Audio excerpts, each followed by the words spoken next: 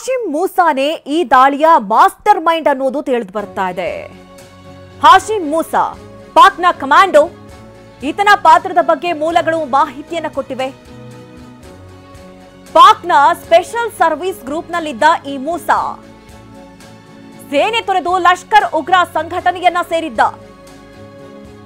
ಪಾಕಿಸ್ತಾನದ ಎಸ್ಎಸ್ಜಿಯ ಮಾಜಿ para commando ಈತ.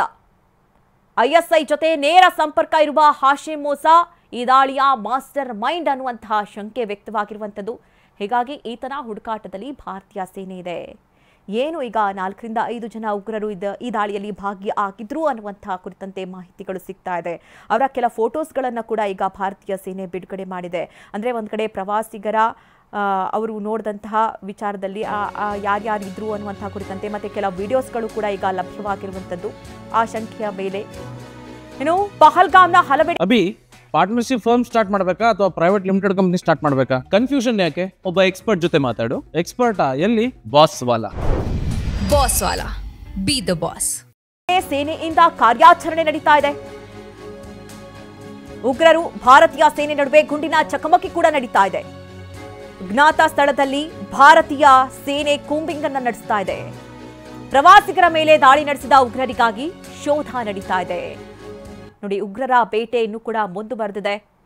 ಒಂದು ಕಡೆ ಪ್ರಧಾನಿ ಅವರು ಕೂಡ ಯಾವುದೇ ಕಾರಣಕ್ಕೂ ಕೂಡ ಅವರನ್ನ ಬಿಡುವಂತಹ ಪ್ರಶ್ನೆ ಇಲ್ಲ, ಇದಕ್ಕೆ ತಕ್ಕನಾದ ಪ್ರತ್ಯುತ್ತರವನ್ನ ಕೊಟ್ಟೇ ಕೊಡ್ತೀವಿ ಅಂತ ವಿಪಕ್ಷಗಳು ಕೂಡ ಅದಕ್ಕೆ ನಾವು ಎಂದಿಗೂ ಕೂಡ ಸಪೋರ್ಟ್ ಮಾಡ್ತೀವಿ ಅನ್ನುವಂತಹ ಮಾತನ್ನ ಹೇಳಿತ್ತು. ಅಂದರೆ ಒಂದು ರೀತಿ ಇಡೀ ಭಾರತೀಯರ ಇವತ್ತಿನ ಒಕ್ಕೊರಲಿನ ಕೂಗು ಒಂದೇ, ಆ ಉಗ್ರರನ್ನ ಸೆದೆಬಡಿಬೇಕು ಅನ್ನುವಂಥ ನಿಟ್ಟಿನ ಪ್ರಯತ್ನಗಳು ಆಗ್ತಾ ಇದೆ.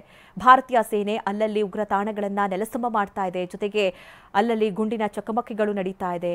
ಅಲ್ಲಲ್ಲಿ ಅವರ ನೆಲೆಗಳನ್ನು ಧ್ವಂಸ ಮಾಡಲಾಗ್ತಾ ಇದೆ. ಪಹಲ್ಗಾಮ್ನ ಹಲವೆಡೆ ಸೇನೆಯಿಂದ ಕಾರ್ಯಾಚರಣೆ ಆಗ್ತಾ ಇರುವಂಥದ್ದು.